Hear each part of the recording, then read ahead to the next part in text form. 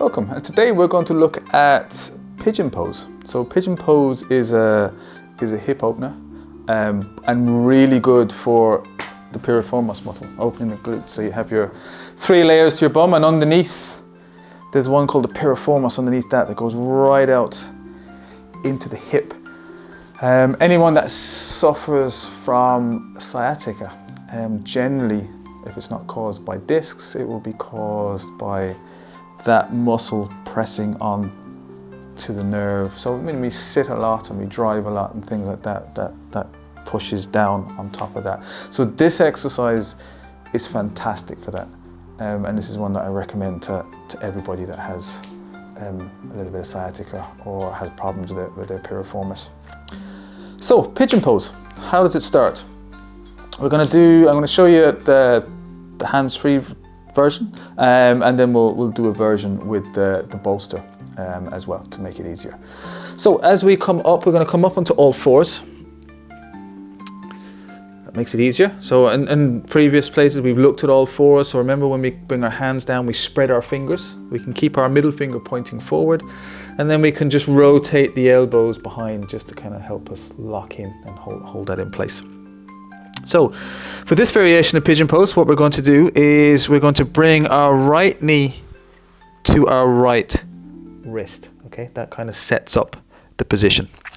What we're trying to do then is we're going to bring our shin across. No, I can't get my shin all the way across because my hips are too tight. So what we need to do with this is we just kind of pull and drag, and then I square my hips back to the front. So for me, this is as far as my shin will go at the minute. That's how tight it is. Then all I'm going to do then is I'm just going to slide my back leg back just enough so I can feel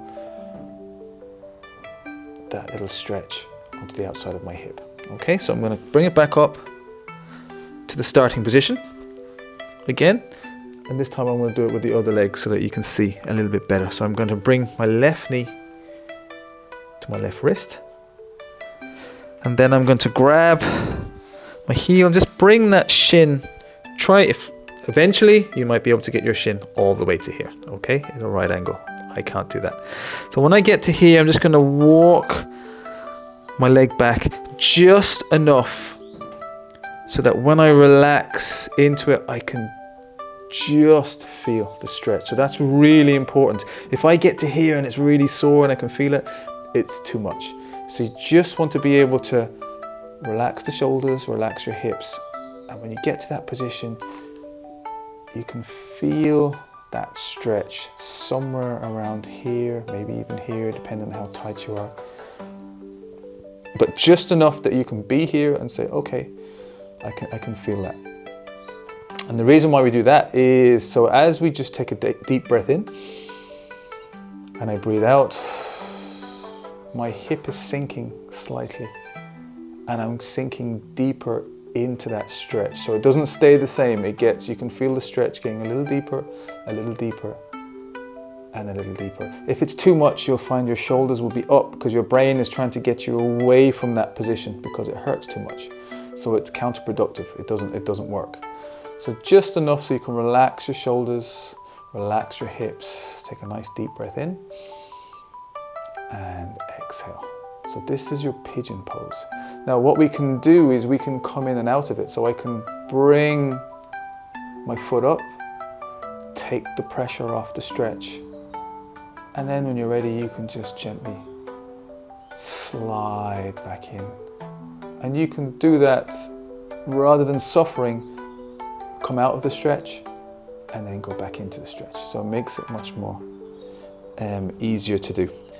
Then there are variations. You can bring your hands down to here. You can bring your head to the floor. You can get your chest onto the ground if you're flexible enough. So there's lots of different ways that you can do this position. This one is also good if your wrists are sore, okay, and you need a little bit of a break.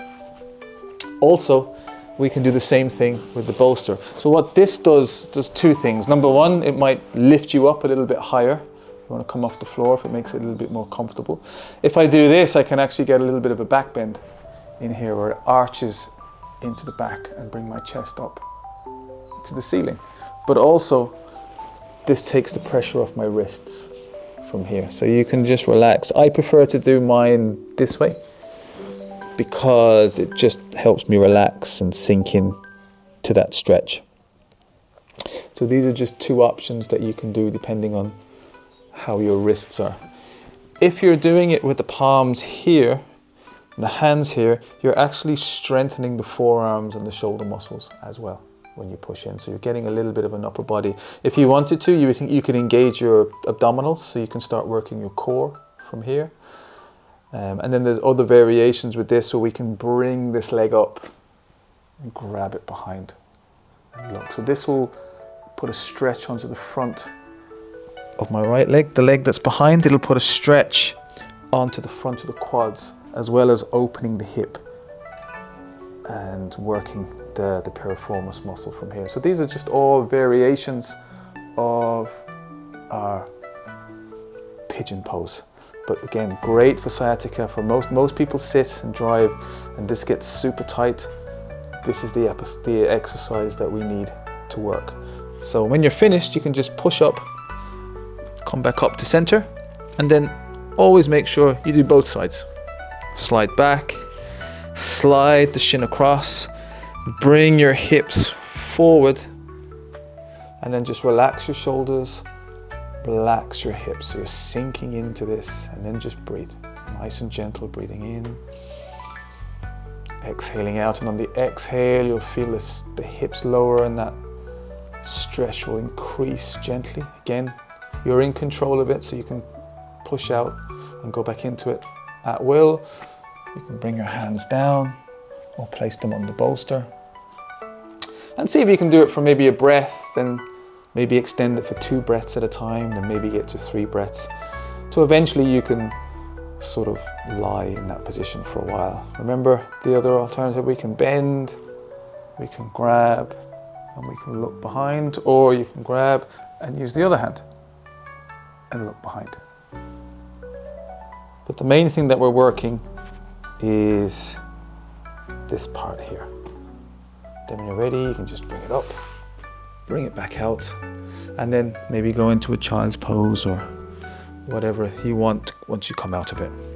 So this is your basic form of your pigeon pose. Highly recommend that you do that exercise at least once or twice a week to help the piriformis muscles and to open up the hips. So hope you enjoyed that.